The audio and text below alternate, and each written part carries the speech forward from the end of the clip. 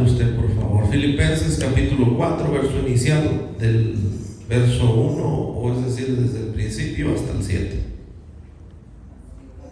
Así que, hermanos míos, amados de deseado, gozo y corona mía, están así firmes en el Señor, amados. Ruego a Evodia y a Sintique que sean de un mismo sentir en el Señor.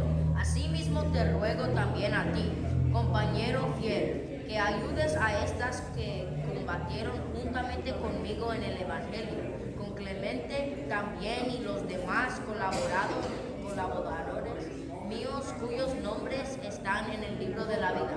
Regocijaos en el Señor siempre. Otra vez digo, regocijaos. Vuestra gentileza sea conocida de todos los hombres. El Señor está cerca. Por nada estéis afanosos, sino sean conocidos vuestras peticiones delante de Dios en toda oración y ruego, con acción de gracias. Y la paz de Dios, que sobrepasa todo entendimiento, guardará vuestros corazones y vuestros pensamientos en Cristo Jesús. Amén. Dios le bendiga. Puede tomar su lugar. Así que, hermanos míos, amados y deseados, gozo y corona mía, estad así firmes en el Señor, amados. Ruego a Evodia y a Sintique que sean de un mismo sentir en el Señor. Asimismo te ruego también a ti, compañero fiel, que tú ayudes a estas que combatieron juntamente conmigo en el Evangelio, con Clemente también y los demás colaboradores míos cuyos nombres están en el libro de la vida. Mire los nombres: Evodia y Sintique, hablando de las mujeres que colaboraban o estaban colaborando con ¿verdad? Por decirlo así, el verdadero apóstol. Porque hoy día, hermano, hay muchos que obviamente se dicen ser apóstoles y no lo son. Pero ¿verdad? Hombre que estaba haciendo la exhortación anteriormente para que se mantuviesen firmes todos ellos, hace un reconocimiento a las mujeres que estaban con él. Pero en el último texto que hemos leído, o en el penúltimo, o en el de medio, que es el verso 3, que he leído yo, dice: cuyos nombres están escritos en el libro de la vida. ¿Cuál es el libro de la vida? Apocalipsis, en el capítulo 3, hay una buena referencia, capítulo 13. Y en el capítulo 20, en el capítulo 13 puede ver usted el verso 8, y en el capítulo 15 puede ver en el verso 20. No vayamos ahí. 13, 8. Y la adoraron todos los moradores de la tierra cuyos nombres no estaban escritos en el libro de la vida del Cordero Santo, que fue inmolado desde el principio del mundo. Eso dice Apocalipsis 13, verso 8. ¿Adoraron a quién? A la bestia. Si analiza los textos anteriores, se trata de las bestias o de la bestia, adoradores de la bestia. Estos no estaban escritos en el libro de la vida. Ahora, estamos viendo qué es el libro de la vida. ¿Cómo el libro de la vida? ¿Qué decía Pablo referente a sus colaboradores y hablando de aquellas mujeres que acompañaban al ministerio y lo acompañaban en el Evangelio y predicaban juntamente con él y servían? Porque las mujeres, fíjese bien, Dios bendiga a las hermanas que inmediatamente, hermano, cuando hay comida y aunque no haya, ellas se ponen a hacer algo. Pero cuando hay comida no esperan que les diga nadie nada, ellas solitas van, calientan y cocinan y hacen tantas cosas. Porque eso es precisamente lo que hacían las mujeres también, que andaban con los que andaban predicando.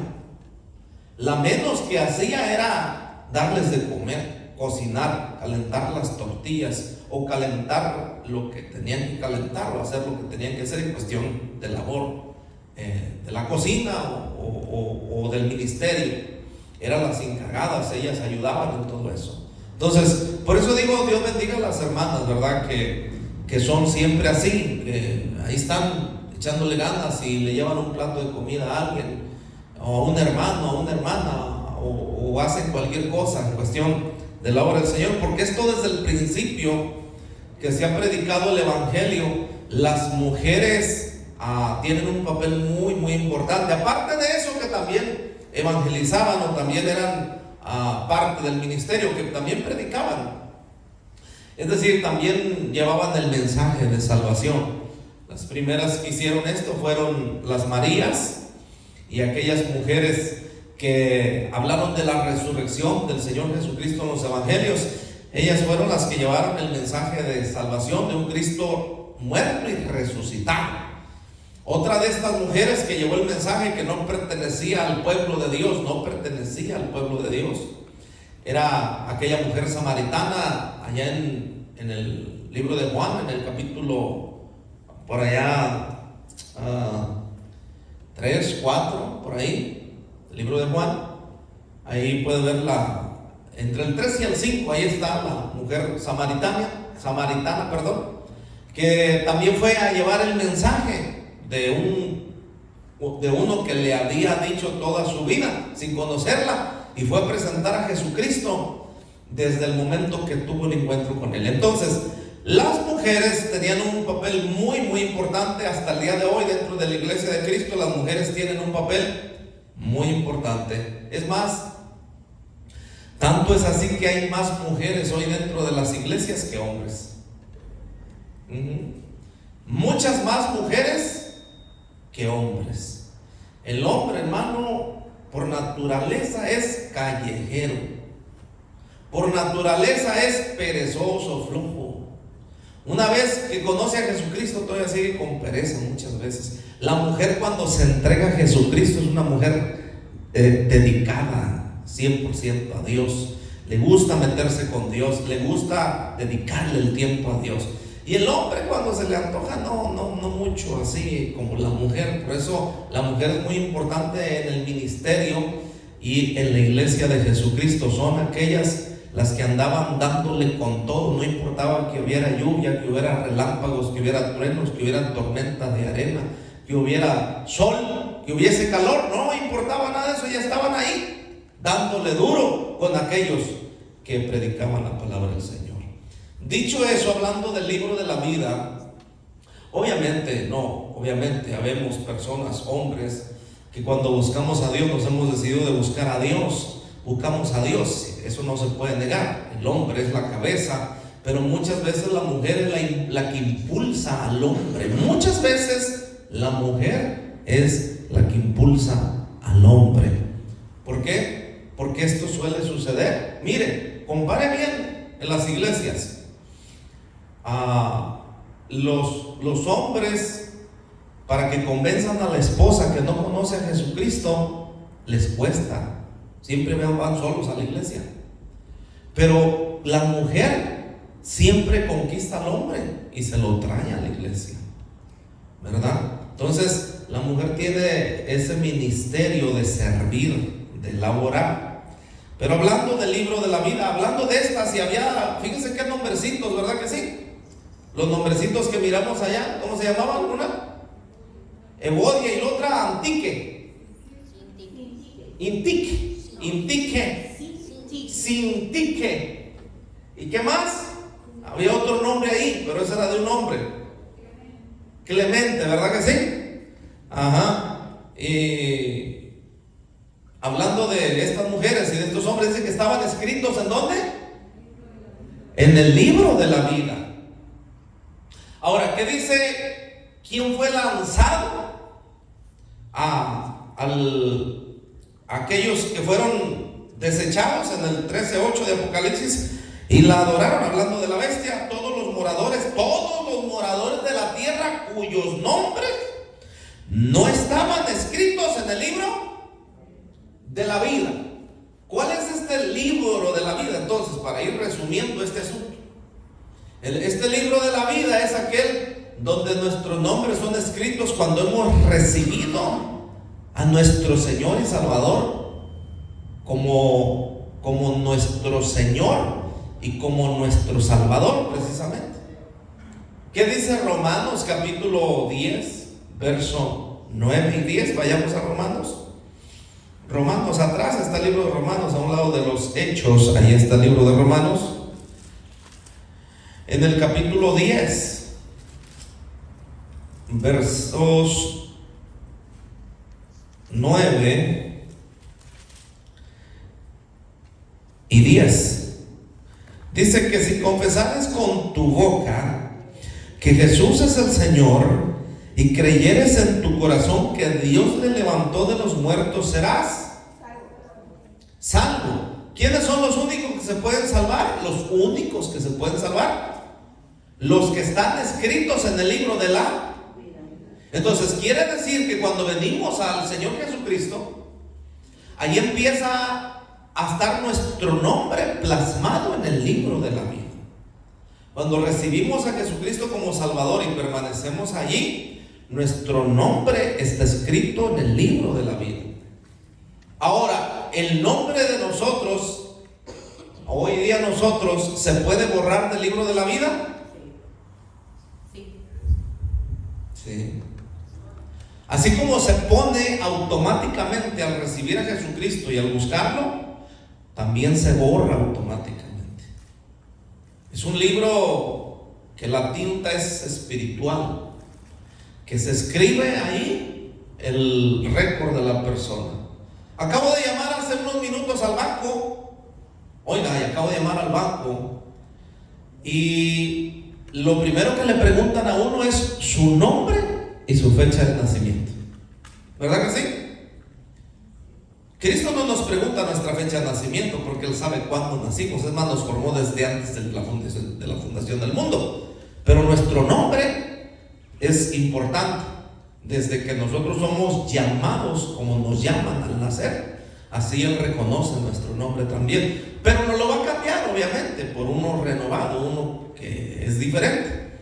Pero hablando del nombre, acabo de llamar, le decía al banco, y lo primero que le preguntan a uno, ¿cómo se llama? Hay una identidad en cada nombre y un domicilio en cada nombre.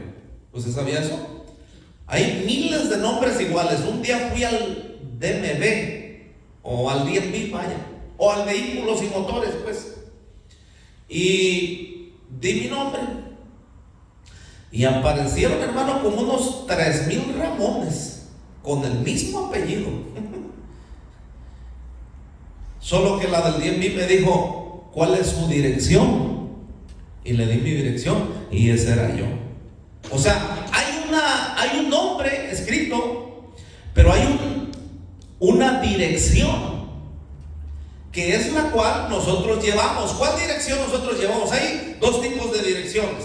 La primera es la que conocemos coloquialmente como la dirección de nuestra casa, de nuestro hogar. Pero la importante dirección que nosotros debemos tener no es la del hogar en Cristo Jesús, sino la dirección hacia el blanco perfecto. En esa dirección tenemos que ir para que nuestro nombre permanezca en el libro de la vida del Cordero Santo. Esa es la dirección que nosotros tenemos, es decir, tenemos una identidad, un nombre y una dirección. Ahora, ¿por qué los brujos y las brujas le preguntan? Si usted se da cuenta, hay una diferencia. En las cosas de Dios no se pregunta la fecha de nacimiento. Todos esos que están predicando en los canales y le piden su fecha de nacimiento y una fotografía, que para orar por la persona, no son cristianos, son diabólicos, son brujos, es lo que son. Porque cuando nosotros oramos por alguien no necesitamos, es más, ni el nombre, pero si podemos preguntar cómo se llama usted, es bueno, porque así nos dirigimos a la persona por la cual estamos orando, porque con el puro nombre Dios sabe a quién nos estamos dirigiendo, y aunque no tuviéramos el nombre, con la necesidad Dios lo puede hacer. Es decir, no se necesita fotografía, no se necesita fecha de nacimiento, porque eso es del ocultismo. Ellos piden fecha de nacimiento y piden una fotografía porque ellos no saben o cuando menos necesitan saber la fecha de nacimiento. Cristo sí sabe cada fecha de nacimiento de cada uno de nosotros. ¿Usted sabe cuándo nació usted? ¿Cuándo nació usted, hermana Luisa? ¿En Cristo o físico? Esa es la buena pregunta. Y qué bueno que pregunta, porque sabe lo que le pregunto. Esa es la realidad. Ya me respondió sin responderme. Es que hay que saber que nosotros nacimos cuando conocimos a Jesucristo. Es cuando nosotros nacimos, porque estábamos muertos en delitos y pecados. Alguien dijo por ahí, pero si yo nunca hacía nada, yo no decía groserías, nunca decía cosas que no eran buenas, no acostumbraba a echar mentiras, siempre me porté bien, siempre miré bien a la gente, siempre hizo esto, pero no se daba cuenta que aún con todo y eso, sin Jesucristo no podía salvarse. Entonces, por naturaleza, el hombre cuando nace con la naturaleza pecaminosa. No nace en pecado siendo niño. Un niño no tiene pecado. Alguien me dijo y me hizo una pregunta el domingo aquí en la iglesia. Y me dijo, pastor, dice, le voy a hacer una pregunta. Le dije, claro que sí. Me dice, ¿verdad que nosotros cuando nacimos ya nacimos con el pecado en nosotros? Le dije, no.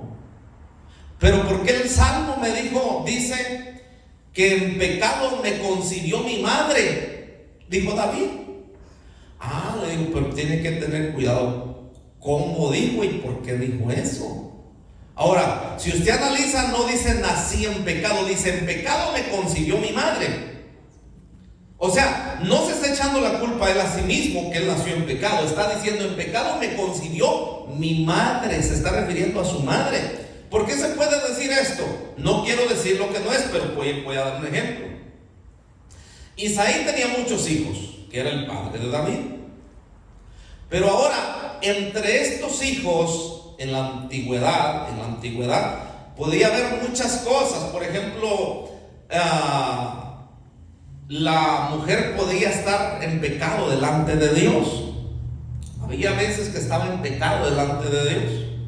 Por cualquier motivo, ya sea porque el hijo fuese de otro hombre, o porque no estaba bien con Dios, o no tenía temor de Dios.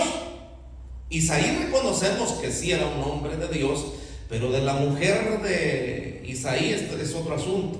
Entonces, no quiero decir ni que era buena ni que era mala, pero sí quiero decir que David dijo, en pecado me concibió mi madre. No está diciendo nací en pecado. Entonces, ¿dónde está la conmoción que la gente dice que los niños ya cuando nacen ya nacen con pecado? No, al contrario. En el capítulo 3 del libro de Juan, ahí sí temor a equivocarme, vamos a buscar la samaritana porque dice entre el 3 y el 5, pero en el capítulo 3 del libro de Juan, sin temor a equivocarme, aparece la historia de Nicodemo. Y Nicodemo vino de noche a Jesucristo y Jesucristo, entre las cosas que le dice a Nicodemo cuando él viene a preguntarle, porque tenía temor que lo miraran, porque lo podían linchar, le pregunta, ¿qué le pregunta? Es más, vayamos ahí, Juan capítulo 3. Juan capítulo 3. En el verso inicial, había un hombre de los fariseos que se llamaba Nicodemo, un principal entre los judíos. Este vino a Jesús de noche y le dijo, Rabí, sabemos que has venido de Dios como maestro, porque nadie puede hacer estas señales que tú haces si no está Dios con él. Respondió Jesús y le dijo, de cierto te digo, que el que no naciere de nuevo no puede ver el reino de Dios. ¿Cómo le dijo? El que no naciere de nuevo no puede ver. Y más adelante le dice, el que no naciere de agua y de espíritu, ¿qué pasa? De cierto te digo que el que no naciere de agua y del espíritu, en el verso 5, no puede entrar en el reino de Dios. Mire, primero le dice que eso es el punto. El que no naciere de nuevo no puede ver el reino de Dios. ¿Por qué el que no naciere de nuevo? Jesucristo hace una semejanza de que nuestra mente como adultos sea cambiada a una mente de niño en la malicia, no en la fluctuancia ni en el berrinche, pues, sino en la malicia. El niño que hace, el niño bien capta. Si usted se da cuenta, un niño puede aprender fácilmente cualquier tipo de instrumento y puede aprender muchas cosas porque su mente está nueva, está renovada, por decirlo así, está nueva, no está así como nosotros con una experiencia vivida, y para volver a retroceder cuesta un poco. Entonces, el ejemplo del Señor Jesucristo es de que sea como un niño, nacer de nuevo, que sea como una criatura, para que pueda no entrar, sino ver o entender las cosas de Dios verdaderamente. Entonces, si Cristo le dijo a Nicodemo esto, y en los evangelios se refirió cuando venían los niños y los discípulos le dijeron y los reprendieron a los niños, Cristo les reprendió y les dijo: no, dejar a mí venir los niños, porque de los tales es el reino de los cielos. Ahí no dijo para que puedan ver el reino, no dijo para que puedan entrar al reino, no, dijo que ya es de los tales el reino de los cielos. O sea, ya es. Entonces, quiere decir que un niño no nace con pecado, nace con la naturaleza pecaminosa, sí, porque el instinto es de pecar, pero no nace con pecado, es decir, no tiene pecado encima, porque es un niño. Por eso nosotros tenemos que ser como niños. Claro que sí, pero no en la fluctuancia, repito esto, sino en la malicia. Es decir, no tenemos que ser maliciosos, malintencionados. Nuestra mente tiene que ser renovada para que seamos distintos. Si antes hacíamos cualquier cosa, ya no deberíamos hacerlo, porque eso es lo que quiere que seamos el Señor, como un niño. Un niño todo vive lo del amor, todo lo soporta. Porque el amor es sufrido. El amor, un niño es así, es sufrido, todo lo soporta. Le puede jalar el pelo, darle unas nalgadas, unos cintarazos, puede hacerle lo que sea. Y el niño muchas veces, y en su mayoría, viene y hasta lo abraza a uno, porque es un niño, no tiene esa mentalidad como de un adulto. Ahora, hay niños rebeldes que así los han enseñado, por supuesto que sí. Pero hablando de un niño tranquilo y manso, es el que se refiere que no tiene pecado, como dijo el Señor Jesús. Entonces, ¿qué decimos con esto? Por la pregunta que me hicieron, que de los tales es el reino de los cielos. Entonces, aparte de eso, tenemos que ser nosotros como un niño. Respondiendo lo que le decía a la hermana, cuando yo le dije estas cosas y le enseñé la palabra, me dijo: es que yo creí que yo había nacido siendo pecadora. No, imagine usted, le digo, cada niño que no tiene la oportunidad de vivir se fuera a la condenación, ¿no? Un niño, si muere, Dios lo tiene reservado para su salvación, para su vida eterna, porque es inocente. ¿Cuál es el niño? No, pero ¿cuál es el niño? ¿El que habla o el que no habla? Ojo con eso. De una vez les completo el viaje. Los dos, claro. El que habla y el que no habla. El que no habla es un niño pequeño que todavía no llega al desarrollo de hablar. Es inocente. Pero el que habla y todavía no llega a una etapa de pecado, también es inocente. ¿Sí? Porque él no ha cometido pecado. La Biblia habla de pecado y de pecado de muerte. ¿Cuántos saben cuál es el pecado de muerte? ¿Sabe usted cuál es el pecado de muerte? Ojo con eso. Entonces, el niño es inocente. ¿Cómo nos quiere el Señor a nosotros? Como niños en la malicia. Entonces, ¿cuáles serán todos estos que estamos mirando? Ahora vaya a Apocalipsis en el capítulo 20. En el capítulo 13, verso 8, se recuerda que los que adoraron a la bestia, todos, los moradores de la tierra que adoraron a la bestia, sus nombres no estaban, ¿cómo estaban? No estaban, los que no estaban escritos en el libro de la vida. Démosle un recalco, 13:8. Y le adoraron, hablando a la bestia, y le adoraron todos los moradores de la tierra cuyos nombres no estaban escritos en el libro de la vida del Cordero que fue inmolado desde el principio del mundo. Si alguno tiene oído, ¿qué? Oiga. Entonces, ¿qué dice el 20? Vamos al 20:15. Ahí también hay otra referencia, vamos a ver. El último texto del capítulo 20 de Apocalipsis, que es el verso 15. El que no se halló inscrito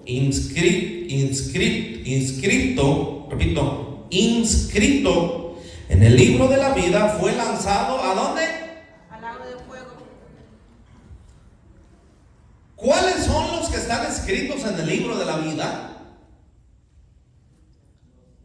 Según Filipenses capítulo 4, ¿quiénes son los que están escritos en el libro de la vida? Ahora vayamos otra vez a Filipenses 4 para entenderlo bien desde el verso inicial. Así que, hermanos míos, amados y deseados gozo y corona mía, estad firmes en el Señor. Oiga bien, amados, os ruego a Evodia y a Sintique, miren los nombres, que sean de un mismo sentir en el Señor. Asimismo te ruego también a ti, compañero fiel, que ayudes a estas que combatieron juntamente conmigo. ¿En dónde? En el Evangelio, con Clemente también, y los demás colaboradores cuyos nombres están ¿en dónde? En el libro de la vida. Ojo, hay un reproche en los primeros textos. ¿Cuál es? Obsérvelo bien. Así que, hermanos míos, amados y deseados, gozo y corona mía, estad así firmes en el Señor. ¿Cuál es el primer recalco que se hace o que les dice? Que estén como firmes en el Señor. Esa es la primera condición. Ahora, fíjese bien, sigue diciendo.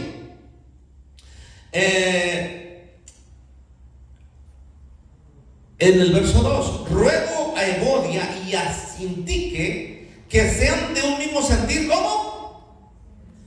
Número 2, hay que estar firmes en el Señor. Pero número 2, tenemos que estar ¿en qué? En el mismo sentir. ¿Se da cuenta? Tenemos que estar ¿cómo? En el mismo sentir. Ahora, vaya al capítulo 1 de Corintios, primera carta a los Corintios. Ahí atrás está Corintios, atrásito ahí, primera carta a los Corintios, capítulo 1. Después del libro de Romanos está primera carta a los Corintios. En medio, adelante, en medio de Romanos y segunda carta a los Corintios, ahí está primera carta a los Corintios. Dice el verso 10, capítulo 1, verso 10.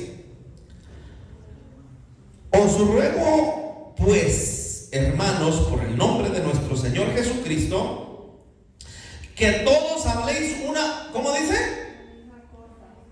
Una misma cosa, que no haya entre vosotros ¿cómo? Divisiones, sino que estéis perfectamente unidos en una misma mente y en un mismo parecer. Entonces, número 2, para poder permanecer o para poder estar escrito en el libro de la vida, tenemos que estar en un mismo pensar, en un mismo sentir. Qué bonito, ¿verdad que sí? En cuestión del Señor. Pero aún en lo secular, si decimos vamos a hacer, por ejemplo, algo básico, por decir algo, una comida, Hermanos, ¿qué vamos a hacer? ¿Hacemos un mole o hacemos una carne asada? Pongámonos de acuerdo, ¿qué hagamos para que todos estemos en un mismo sentir? ¿O sabe qué? Hagamos mole y hagamos carne asada. Para los que no comen carne, que coman mole. Pero no un mismo sentir, ¿verdad que sí? Porque eso es lo que el Señor quiere. Ahora, en las cosas de Dios no refiere cuestión de comidas ni de bebidas, porque el reino de los cielos no es comida ni bebida. Refiere a un sentir en el Señor Jesucristo, que todos estemos en un mismo sentir, en una misma comunión. Por eso muchos hermanos no están en un mismo sentir, porque no hacen conforme la palabra del Señor. Y entonces, déjenme decirlo lamentablemente, muchos hermanos no están escritos en el libro de la vida, porque no están en un mismo sentir. El que está en un mismo sentir no necesita que le estén rogando, no necesita que le estén diciendo tiene que orar, tiene que ayunar, tiene que congregarse, tiene que hacer lo que a Dios agrada. No necesita que le estén haciendo eso, porque está en un mismo sentir, siente lo que el otro siente. Es más, si a uno le duele algo, a él también le duele. No dice qué bueno que le pasó eso porque quizás hizo eso. No, eso no es sentir lo mismo. Eso es burlarse del dolor ajeno o pisotearlo en vez de ayudarlo. Ahora, el que es rebelde se entiende porque es rebelde por naturaleza, y al rebelde y al necio hay que dejarlo con su necedad. Pero eso no quiere decir que no vamos a orar por él o a pedir que Dios lo levante o lo restaure. Entonces, ¿qué el Señor dice? Punto número 2. Tenemos que estar en una misma mente, en un mismo sentir. ¿Qué les dijo? Verso 2 del capítulo 4 de Filipenses. Ruego a Evodia y a Sintique que sean de un mismo sentir en el Señor. No crean que nomás digo así. No, hay que analizar siempre. Entonces, verso 3. Asimismo te ruego también a ti, compañero fiel, que ayudes a estas que combatieron juntamente conmigo en el Evangelio, con Clemente también y los demás colaboradores míos, cuyos nombres están en el libro de la vida. Número 3. ¿Cómo dice él que combatieron estos? Evodia, Sintique y Clemente. ¿Combatieron con qué? ¿Cómo? En el Evangelio. Quiere decir que el que no combate en el Evangelio no está escrito en el libro de la vida. Ojo con eso. Ojo. Mucha gente piensa que su nombre está escrito en el libro de la vida. Piensa así que porque de vez en cuando va a la iglesia, no va a la oración, no ayuna, no colabora, no hace nada. Piensa que su nombre está escrito en el libro de la vida. Y no está escrito en el libro de la vida. El que no combate, es decir, el que no vive el Evangelio, no está escrito en el libro de la vida. No está escrito en el libro de la vida. Su nombre está borrado del libro de la vida. El que combate, es decir, el que vive en el Evangelio y combate, es decir, predica a tiempo y afuera de tiempo y está así de la mano con la palabra del Señor, ese es el que está escrito en el libro de la vida del Cordero Santo. No cualquiera está escrito en el libro de la vida. Todo el mundo está escrito allá en la migración y en el registro civil, donde nació, en el hospital. Ahí tienen en el récord, nació en tal ciudad, esta es su fecha de nacimiento y este es su nombre, ¿verdad? Y aquí vive en esta dirección. Todo el mundo tiene ese récord, hablando en el tiempo actual. En la antigüedad muchos no eran registrados, pero hubo una amnistía, un acuerdo incluso en Guatemala, para que aquellos archivos que se habían quemado volvieran a resurgir, volvieran a ser inscritos, para que les dieran sus actas de nacimiento nuevas y poder sacar sus documentos que se requieren como de identidad. Pero en el libro de la vida no cualquiera está escrito, aunque se diga que es cristiano. Si no está en un mismo sentir, si no está firme y si no combate en el Evangelio juntamente con los que han conocido al Señor, no está escrito en el libro de la vida. Es tremendo esto, hermano. Fíjese que si nosotros estuviéramos en un mismo sentir, todos estuviéramos orando. Si estuviéramos en un mismo sentir, todos estuviéramos ayunando. Nadie viene al ayuno casi. ¿Sabe cuántos venimos a la iglesia en un mismo sentir? Como 4, no 5 nada más. Los demás no vienen. No estamos en un mismo sentir. Las oraciones de las iglesias están solas, no van a orar. Se les hace aburrido orar. No oran ni en la casa ni en la iglesia. Pero la iglesia es constituida como casa de oración. Y entonces es donde tendríamos que estar orando. Alguien dijo por ahí, pastor, pero yo puedo orar acá. Bueno, es esa parte. Pero la casa de oración, que es el templo constituido, se llama casa de oración. Todo el mundo sabe eso, cristianos y no cristianos, judíos y no judíos. Es más, Pedro y Juan, Pedro que tenía el rango de ser judío y judaizante, y Juan evangelio, no judaizante, sino apartado netamente para predicarle a cualquiera. Pedro quería seguir judaizando, pero los dos se juntaron, los dos opuestos, uno de carácter recio, uno de carácter muy humilde, y los dos se juntaron, uno siendo judío y digamos otro siendo cristiano. Los dos eran cristianos, pero digamos en la separación, o por decir algo, pues, cristiano y judío, aunque eran cristianos los dos porque habían recibido a Jesucristo. Iban a la oración, es decir, judíos y cristianos tienen que estar en la oración. ¿Y en dónde estaban? ¿En qué lugar? En el templo. Es más, vayamos a Hechos capítulo 3, para que se dé una idea. Hechos capítulo 3. Pedro y Juan subían juntos ¿a dónde dice? Al templo, no dice a la sinagoga, ojo con eso. Al templo, a la hora novena, la de la oración. Es decir, estaba establecido una hora, y todavía hasta el día de hoy está establecido un horario. ¿Qué es la iglesia de Jesucristo? ¿Qué es este templo establecido?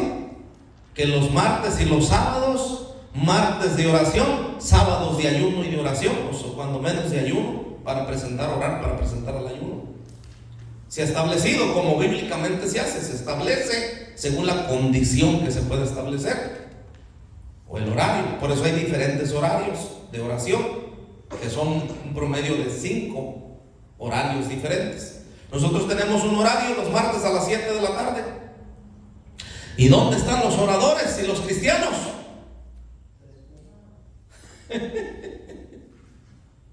Se da cuenta, hermano, que cuando Cristo venga, muchos se van a quedar con todo y calzones.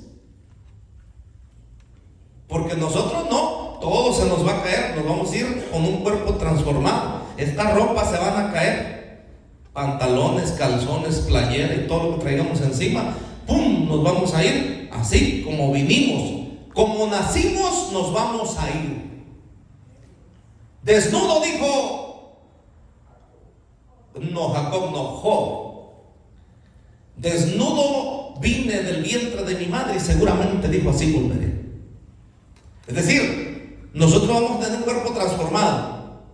Nos vamos a ir en un abrir y cerrar de ojos a la final trompeta en el arrebatamiento juntamente con Cristo en las nubes del cielo.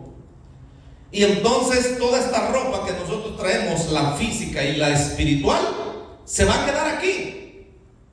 ¿Cuál ropa? Ropa física. Y nos va a poner el Señor una espiritual, ropas blancas, resplandecientes, de lino fino, que representa la pureza y la santidad. Nos vamos a ir a recibir a Jesucristo en las nubes del cielo en el arrebatamiento. Entonces, ¿qué podemos entender con esto? Que muchos que piensan que están escritos en el libro de la vida, si no están orando, si no están ayunando y no están en un mismo sentir con todos los demás que lo hacen, no están sus nombres en el libro de la vida. Por eso, gracias a Dios, que aunque nos estemos durmiendo, estemos cansados, aquí estamos en la casa de oración, aunque sea haciendo presencia y orando como podamos hacerlo, pero estamos cumpliendo lo que el Señor dice en su palabra. Amén, hermanos. Amén. Vale la pena, porque ojo con esto, es importante que nuestro nombre permanezca en el libro de la vida. Obviamente, de allí hay muchas cosas. Es que a veces pensamos que solamente el pecado entendible o que conocemos como pecado es el que nos lleva a la separación del libro de la vida, es decir, a que el nombre sea borrado. No. Aún dentro del evangelio, el que no combate juntamente en el evangelio, no está su nombre escrito en el libro de la vida. Por eso Cristo dio un mandato y un mandamiento también. Id, que es un mandamiento de Jesucristo. Id, la letra I latina y la D de dedo minúscula. Id, y hacer discípulos a todas las naciones. Hablar, id, a predicar el evangelio.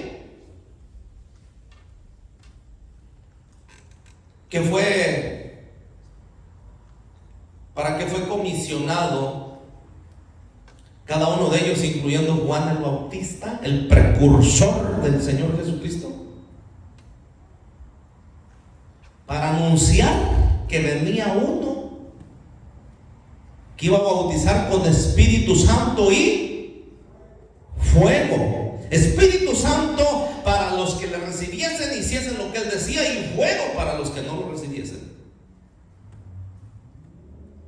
Qué tremendo. Entonces, el nombre de nosotros permanece en el libro de la vida. Número uno, si estamos firmes. Si ya conocimos al Señor, hay que estar firmes. Número dos, hay que estar en un mismo sentir, en un mismo parecer, que todos hablemos una misma cosa. Que no haya entre nosotros, así como entre los corintios, contiendas, divisiones, pleitos y tantas cosas. Entran en los frutos, en las obras de la carne. Gálatas capítulo 5. Las obras de la carne, porque la carne no produce frutos, produce obras, y el Espíritu produce frutos.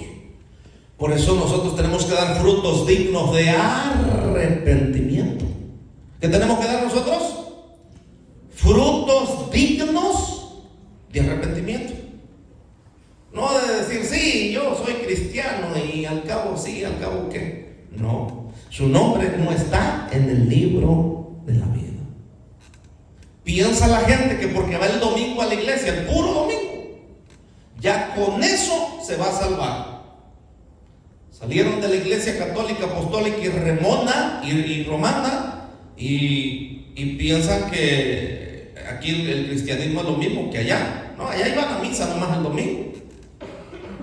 No, a la oración es más, híjole, qué tremendo. ¿Cuántos días hay que ir a la oración? Todos los días. ¿Cuántos días venimos a la oración? Dijo un hermano por ahí, ni uno.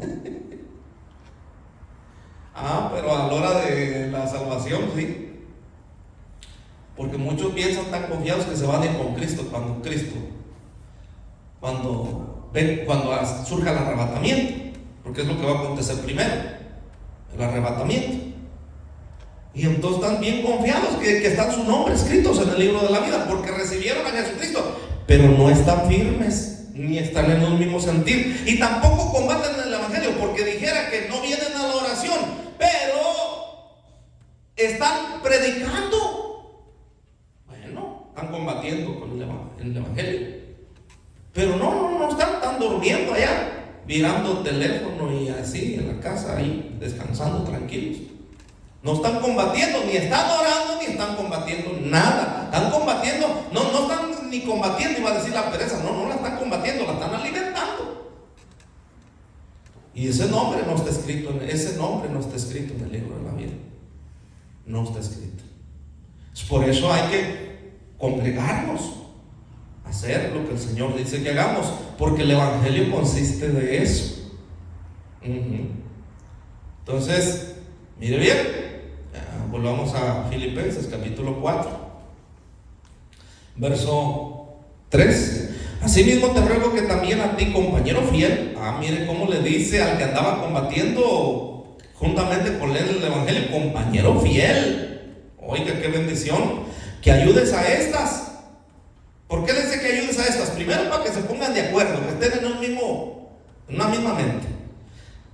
Y luego viene la recompensa. Que ayudes a estas a que combatieron, es decir, que anduvieron conmigo en el evangelio, predicando y trabajando en la obra del Señor, juntamente conmigo en el evangelio, con Clemente también, y los demás, no tan solo eran ellos, colaboradores míos, cuyos nombres están en el libro de la vida.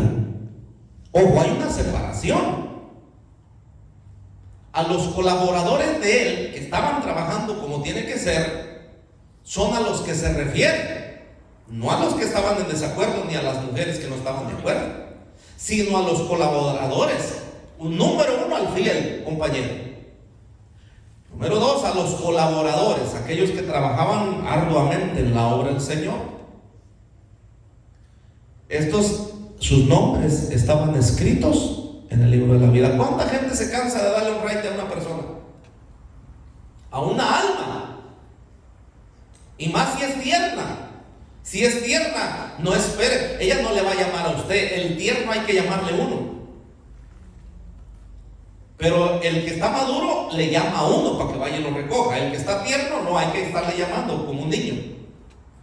Pero hay que entender eso. Si sabe que es tierno, hay que llamarle uno. Y no hay que dejarlo porque está tierno. Entonces, cuando hacemos esta labor de traer un alma, estamos trabajando para el reino de los cielos. Cuando le predicamos a alguien allí en nuestro trabajo, le hablamos de Jesucristo, estamos trabajando en el evangelio. Cuando venimos a la oración, cuando ayunamos y venimos a este lugar en un acuerdo, en un sentir, estamos trabajando en la obra de Dios juntamente. Cuando colaboramos en cualquier área, lo que sea que hagamos, incluyendo, ¿verdad? Se oye feo porque hoy día lo han quemado, choteado, como decimos así. Es decir, lo han transgiversado, lo de la prosperidad de dinero y todo eso, pero realmente en la obra del Señor también se requiere nuestro esfuerzo y nuestra colaboración para que la obra del Señor, no es porque el Señor necesite, Él es el dueño del oro y de la plata, pero nosotros somos los baluartes en la iglesia, que somos los que sostienen el mantenimiento, pero nosotros no somos 100%. Dios nos suple a nosotros para que nosotros demos, según la Biblia, de lo que Él ya nos dio. Dios no nos va a quitar de lo que no nos ha dado. La Biblia dice que damos de lo que Él ya nos dio a nosotros. ¿Qué damos nosotros? De lo que Él ya nos dio. Entonces, todo eso se necesita. Y esos son los que van trabajando, colaboradores en el reino de los cielos. Alguien me dijo por ahí, pastor, usted a veces dice, de referente a los diezmos. Él es trailero.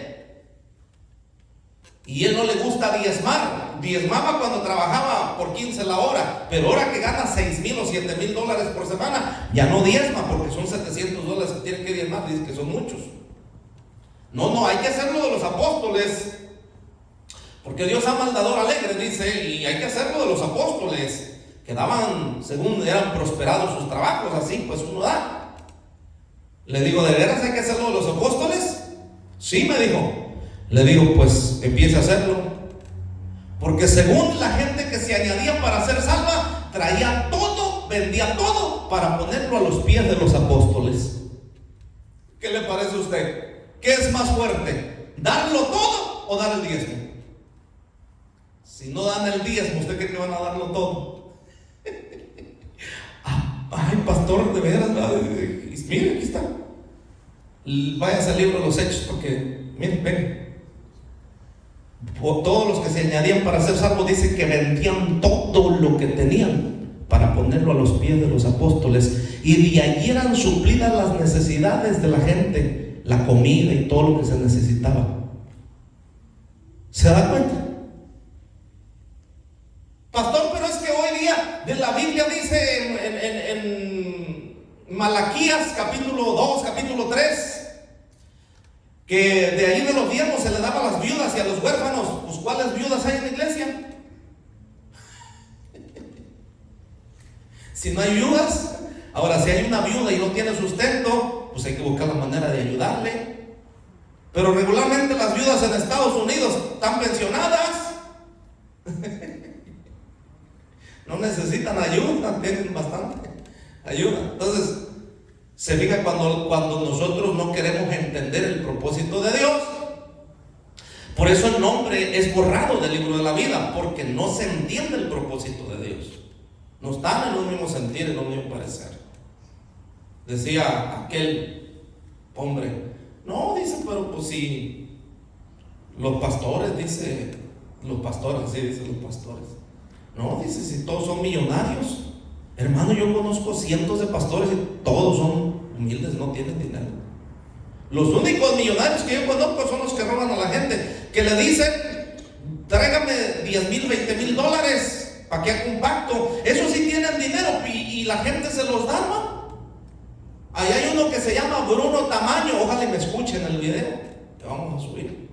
Bruno Tamaño, de Almavisión, que es sinvergüenza, que le pide a la gente que haga un pacto.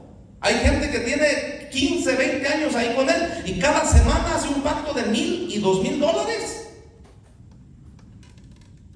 Hasta sus casas han vendido o se las han dado. ¿Cuántos apartamentos no tiene de renta? ¿Cuántas propiedades no tiene? Millones que pide en el Teletón de Almavisión. Pero esos son los únicos que yo conozco, porque son descarados, ladrones. Pero los demás pastores todos son humildes, no son millonarios. Y el que tiene algo es porque trabaja duro y le gusta trabajar para poder tener lo que tiene. Entonces la gente que no está escrita en el libro de la vida piensa de esa manera. Y dentro de la iglesia de Jesucristo hay muchos que piensan así y dicen, ¿por qué estoy así? ¿Por qué no se me resuelven las cosas?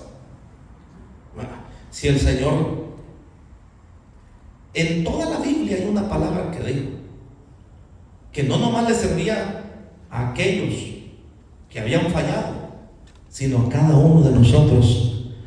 Cuando nosotros probamos quién es Dios, hermano, a partir de allí todo, hermano, está en las manos de Dios y todo tiene solución.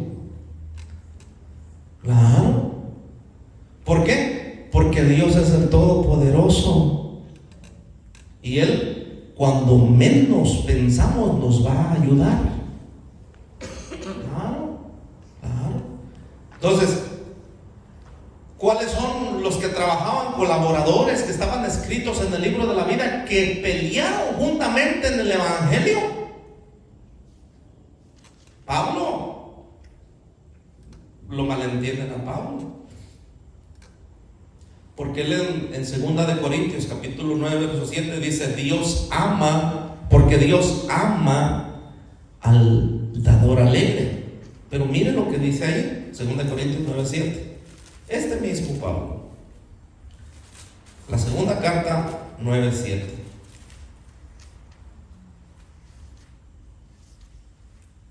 Lo tiene. Capítulo 9, verso 7.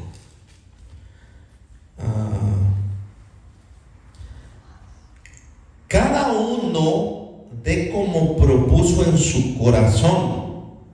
Fíjese bien. No con tristeza. ¿Cómo dice? No con tristeza ni por necesidad. Porque Dios ama al dador. Es decir, le explico. No por necesidad. ¿Por qué no por necesidad? Porque esto nadie, la mayoría no lo entiende. No por necesidad. Es que había un rumor que hasta el día de hoy se ha soltado. Por eso es esos pactos que hacen como Bruno Camaño, que si tú le dabas a Dios 1 millón, 2 millones, pues Dios te iba a hacer el favor. Pero hablando de truqueado el asunto. Entonces Pablo sabía muy bien esto con los corintios, que eran transeros y truqueros en muchos sentidos. Entonces dice, no den por necesidad, es decir, no den esperando nada a cambio.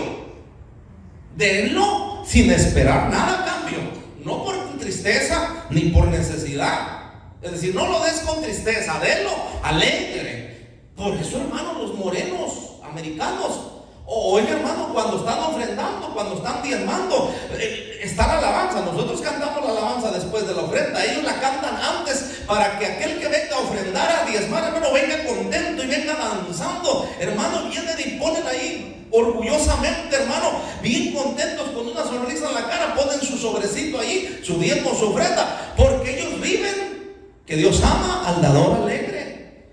Ay, pero a veces cuando ganó mucho, le tocaron $10,000 de taxes para traer esos 1,000 de diezmos. Ay, viene con una tristeza, y estos 1,000 me sirven para esto. Y si los da, y si no lo da porque está duro, dice, no, es mucho. Pero si lo da, viene con una tristeza en la cara, y después que lo dio, dice, ay, no, qué bárbaro, $1,000. Qué bárbaro, ¿verdad? Si Dios ama al dador alegre. Ahora, ¿por qué dice? ¿Por qué se malentiende? Dios que dice cada uno de conforme propuso en su corazón. ¿Qué propuso? Yo me propuse dar lo que yo doy. Pero él dice lo que propuso en su corazón. Pero mira lo que dice. Mire más.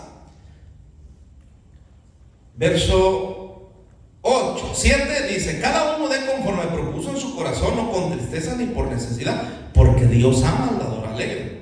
Y poderoso es Dios para hacer que abunde en vosotros toda gracia, a fin de que teniendo siempre en todas las cosas todo lo suficiente, abundéis para toda buena obra.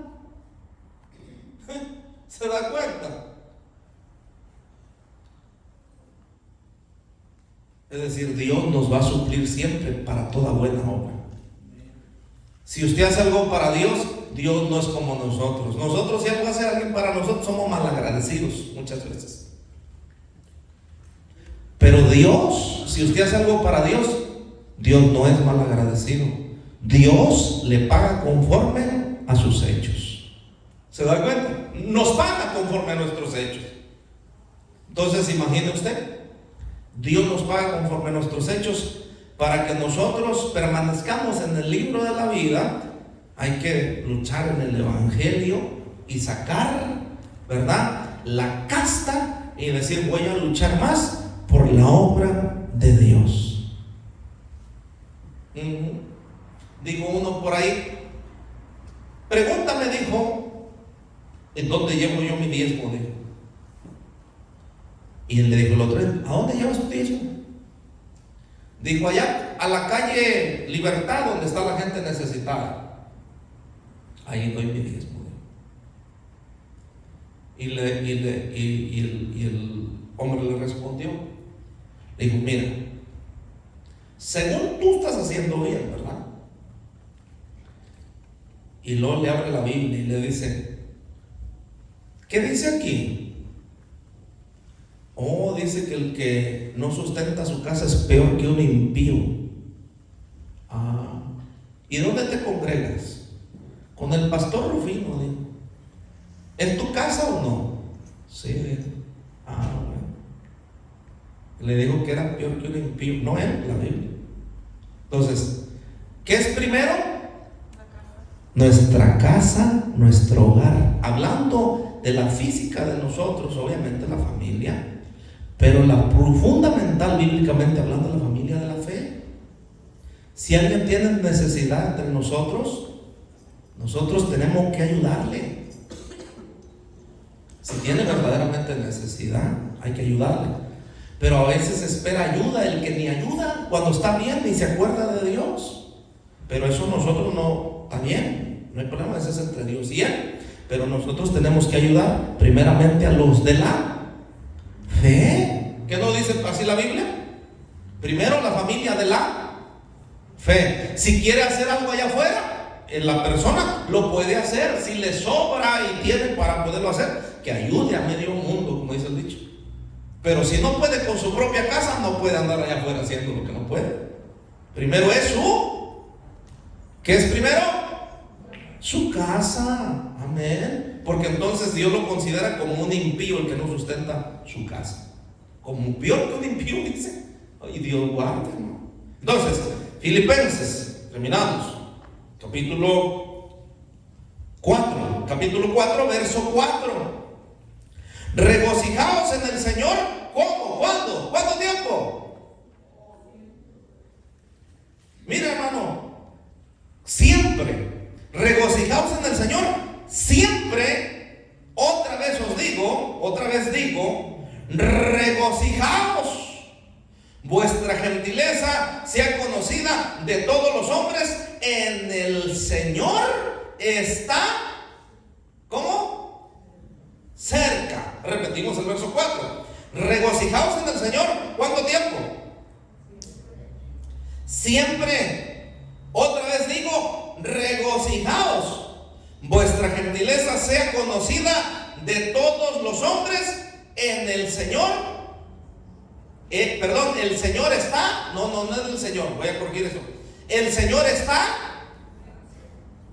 ¿Qué está diciendo esto? Pónganse firmes, pónganse en un mismo sentir, trabajen en la obra de Dios verdaderamente y regocíjense porque el Señor está cerquitas. Es decir, va a venir el Señor que los haya haciendo así. Que no estén distraídos, que no estén haciendo otras cosas, que estén obrando en las cosas del Señor, para cuando Cristo venga, nos vayamos juntamente con Cristo Jesús. Amén, hermanos. Amén, hermanos. Amén, gloria a Dios. Pongámonos a nuestros pies.